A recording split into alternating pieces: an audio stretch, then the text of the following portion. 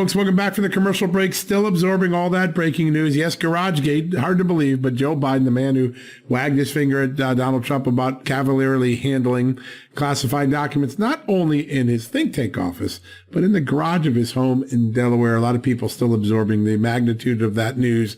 But we've got a perfect first guest, a person who has always taken classified information and the national security of our country so seriously. Joining us from the great state of Georgia is Congressman Austin Scott. Congressman, great to have you on the show. Hey, thanks for having us. I just want to get your first gut reaction. We're still absorbing this, but all that has happened, and you were critical of President Trump for having those documents and not having them in the right place. Now President Biden, who did the finger wagging thing a few months ago, now he's got a similar problem. Your thought about it? Well, I mean, I'm on the Armed Services Committee, and so I see classified documents on a regular basis. Every time I've seen them, they have come into a room in a locked case, and they're discussed behind a vault door in what we call a SCIF, and nobody ever takes any documents out of that room. So I'm a little concerned that maybe the whole process of classified documents needs to be reviewed with regard to the executive branch, but it was not okay for President Trump to have them at Mar-a-Lago, and it's not okay for Joe Biden to have them in multiple locations. And if we're honest about the next step of that, Joe Biden has had them now apparently in multiple locations. So how many other locations could he potentially have taken them to? It's concerning to see the difference in how the media is handling this. As soon as they found it with President Trump, they immediately attacked him. And with Joe Biden, they've kind of handled this thing with kid gloves. So if Merrick Garland comes out with a special investigator or something, I think that's probably a step in the right direction. But it needs to be handled the same way from the standpoint of the mainstream media as well. The politicization of this is not okay. Yeah, no, this has to be something that rises above politics, because it's really about protecting the secrets of our nation and not letting our foreign enemies have such easy access potentially to our great secrets. One of the things that jumps out, and I want to turn to a story that we broke this morning, but before we get to that, you have seen all the information now that's on the Hunter Biden laptop that's public and been written about the idea that these documents were around a family in an insecure location where the family itself had a lot of foreign clients. People we know were tied to China and the CCP, people that were tied to Russian oligarchs, people who were tied to Ukrainian oligarchs. One of Hunter Biden's business partners gets indicted in 2018 for illegally helping China try to bribe its way into foreign countries in Africa. The danger that the family has so much foreign connections and these documents are in their home, their private offices, does it add an additional layer of concern for someone trying to figure out what went on here? Well, it does for me, and I think America deserves answers. And as a member of the U.S. Senate, I can tell you that Joe Biden made $174,000 a year. He made, I think the vice president makes somewhere just under $300,000 a year. And if you look, the fact that he has spent his whole life between 175 and 300, and you look at the total net worth that they have, that's concerning to me. And where did that come from? Because you simply don't accumulate that much wealth, making between $175 and $300,000 a year. It's pretty clear to me that Hunter Biden was able to use his influence with his father to make tremendous sums of money. And the good thing now is that Republicans, since we have the House of Representatives and Jamie Comer as the head of oversight and investigations, I think we're actually going to be able to take a look at, some of those issues with regard to where the money came from and where the money went, and whether or not, Hunter Biden's business associations actually personally benefited President Biden. Yeah, these are important questions. There's no doubt about it. Lining up the timing of payments to Hunter Biden and things that went from Hunter Biden to his father, that's going to be such an important part of just old-fashioned gumshoe investigating. And hey, we just want the facts. That's right. We just want the facts. Yep. Yeah, that's true. People will be able to make a much better educated decision when they just have the facts. We've all been deprived for so long. I wanted to ask you about a story we had this morning. So we know the Penn Biden Center, the first round of classified documents, were at the University of Pennsylvania. And there's a lot of efforts here, a lot of backflips to say, well, the China money that the University of Pennsylvania collected, which, by the way, is $67.7 million between 2013 and 2019. We went and got those records from the university. 47.7 of that money comes in the 3 years while Joe Biden is involved in the center. But Joe Biden doesn't get his money from the center. He is actually paid by the university out of its general funds as a guest lecturer. So he makes $911,000 in 2.5 years from that university, lends his name to the center.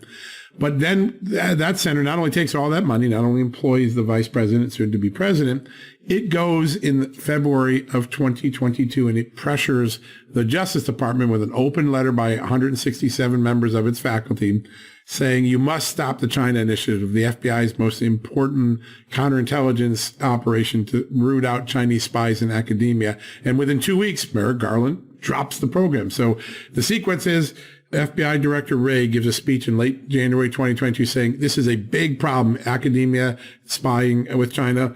Two weeks after that, University of Penn, former employer of Joe Biden, home of his think tank, sends an open letter saying the FBI is racist. It should shut down the China Initiative. And then 2 weeks after that, in less than a month from the moment of the FBI director's speech, the Attorney General says, yeah, I am shutting it down. It does have racial problems and we're shutting it down. That sequence of events, seeing a university with a lot of China funding, kind of carrying the water for China on a national security issue, your thoughts on that? They used race as an excuse to shut down an investigation that the FBI needs to do to protect every American, regardless of if they're Asian, Hispanic, Caucasian, African American. I mean, you know, that it's absolutely ridiculous how they use race now as an excuse to do untold sums of damage to our country. Every American, regardless of the color of their skin, needs the FBI to do their job. It sounds to me like they were doing their job and then got pushed on this issue that they were going to be accused of being racist if they continued to do their job. This is just, it's absolutely ridiculous. The idea that the FBI, you know, the director stands up and makes a statement and then 2 weeks later they take a totally different position. I mean, John, you know, this again, I mean, the public needs to know this. And there's a remarkable thing. Sitting on the Justice Department website, the Biden Justice Department website, is a page listing all the successes that the China Initiative have in finding spies or undisclosed Chinese money influencing America. So the Justice Department's own website, same Justice Department shuts it down, actually has a success page that showed that this investigation rendered some very important results for the American people. It is really a head scratcher. A few minutes ago, you were on the House floor. A very important bill passed banning future releases of SPR sales oil to China. Feel good about that? Yeah, absolutely. And what I feel even better about is the fact that a tremendous number of Democrats actually voted with us. And so the Strategic Petroleum Reserve is not supposed to be used for political purposes. If you look at when he did the releases, it clearly was geared towards helping the Democrats in the midterm elections. We're now going to pay a price for that as a country. And it's not a political reserve. It's a strategic reserve. And I'm glad that Democrats voted with us. But the fact of the matter is, Joe Biden's policies and the Democrats' policies have driven the price of a barrel of oil up in our country. And then he turned around, and the end result of his policies, hurting Americans and increasing the price of a gallon of gasoline, he used a reserve that had been accumulated.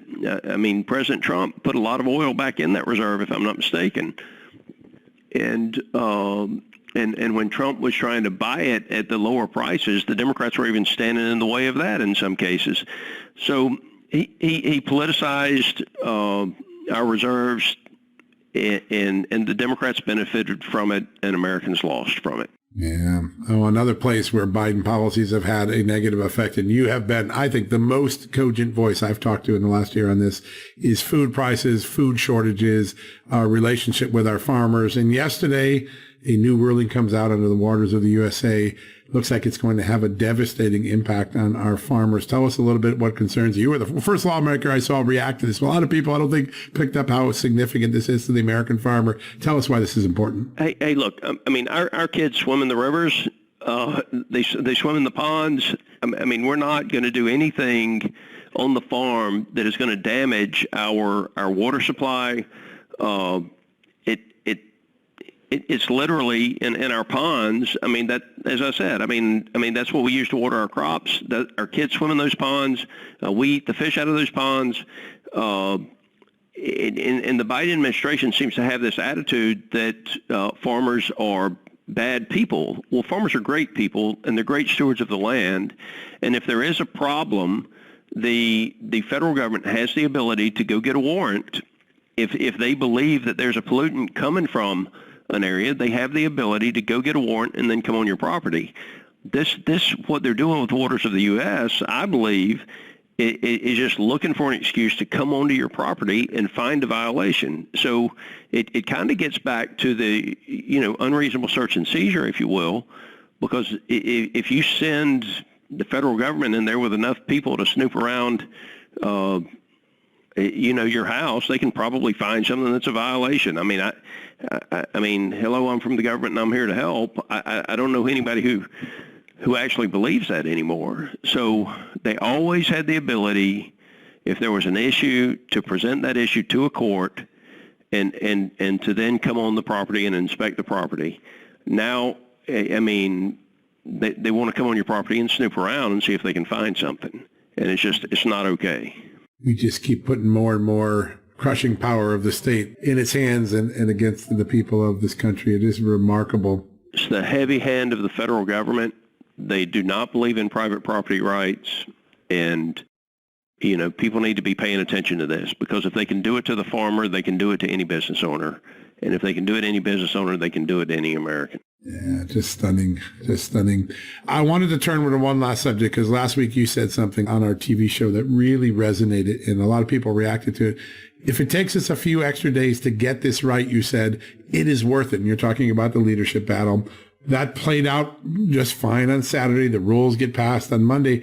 There's a remarkable thing going on since that. And I think it points out the wisdom of what you said last week.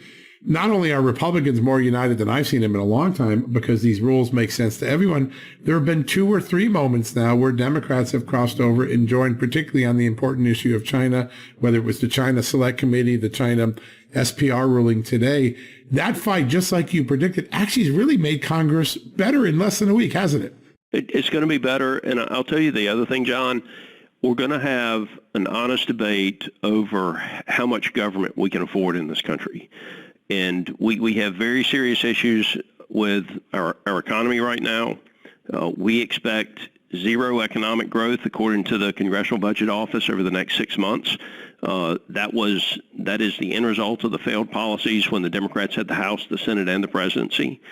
We want to get pro-growth economic policies going again.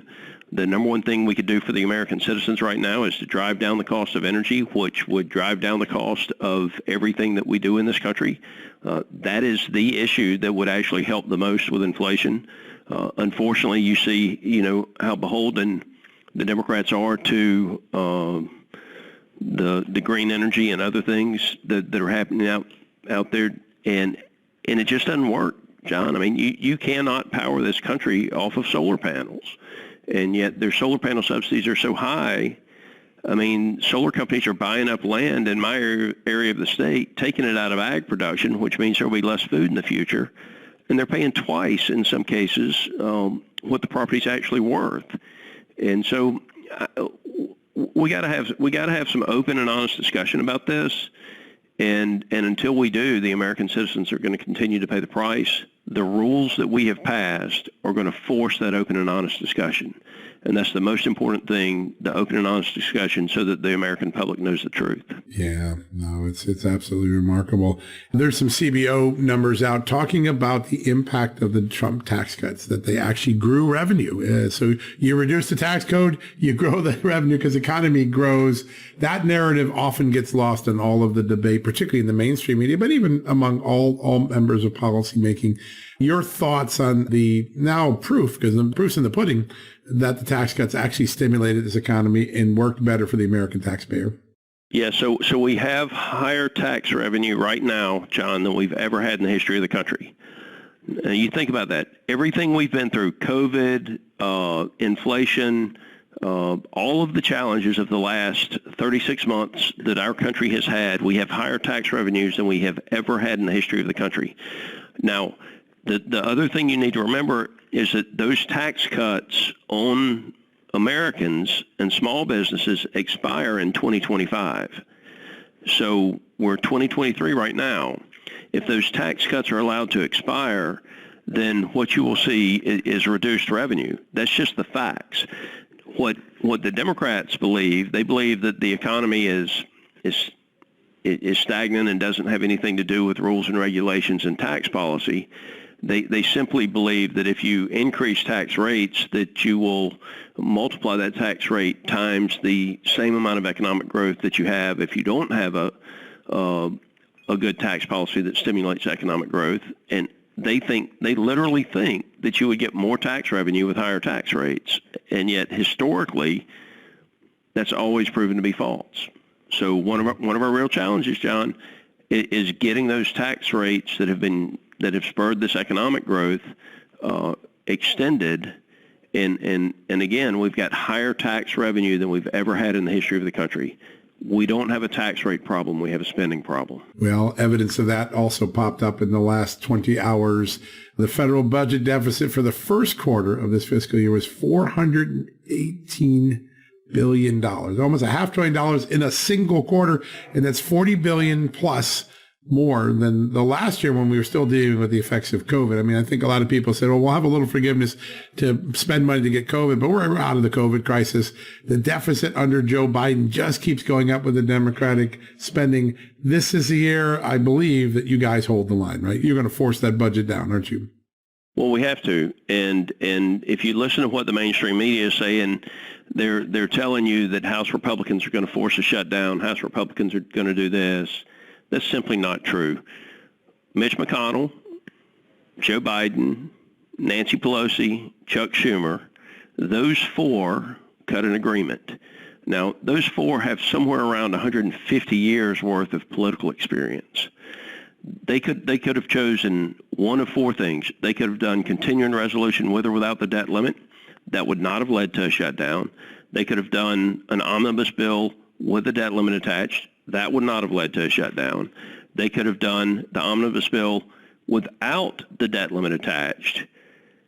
And that's what they chose. And they knew that if they did that, it was going to create a debt limit problem over the next couple of months. So with all of their political experience, they chose the one thing, the one of the four possible choices that they had that was going to lead to the crisis. And now the press is blaming House Republicans for the crisis that those four created. It's unreal, isn't it? It is. It is. But look, whether you're a Democrat, Republican, conservative, or liberal, understand this. Four choices. 1, 2, 3, and 4. There was only one of the four that was going to lead to this problem. Chuck Schumer, Joe Biden, Nancy Pelosi, Mitch McConnell agreed to number 4. They agreed to the only one that was going to create the problem. Yeah. No, there's no doubt about it. It is stunning to see what we're going to go through next year. But I think we're going to educate the public. And I think these moments are coming. And you've done more than anyone in the last year to really get people the facts so they can just understand there's a lot of rhetoric out there that is not even close to being true. But I realized when I started this conversation, I was probably an ungracious host because I forgot to congratulate you on Georgia's second straight national championship. That makes a lot of Georgians proud, doesn't it? Man, those dogs are a good team. What a team and what a score. I thought I was going to need a calculator by the third quarter. order. It was crazy. So, well, Congressman, it's always an honor. We love having you on and want to thank you so much for the update today. We'll be watching closely over the next few days. A lot of big history still being written in the Congress and the halls of the Capitol. Hey, thanks, John. Good to be with you, sir. Thank you so much. You too, man.